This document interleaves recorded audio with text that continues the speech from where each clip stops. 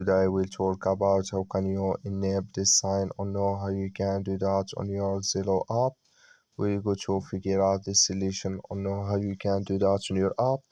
Just follow this ways, then it's going to work with you. So all you have to do, so you just go here above this sign, click on it. When you just click on it, it's going to show for you a list like this here. Then all you have to do, so you just click here on options, then it's going to take you to this list here. Click here on behavior here, just click on it.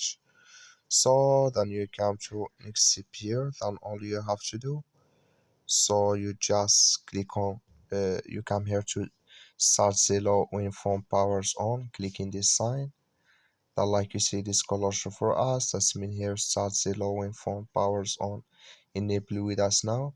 That's all you have to do. Thank you for watching. Don't forget to support us by liking, subscribing.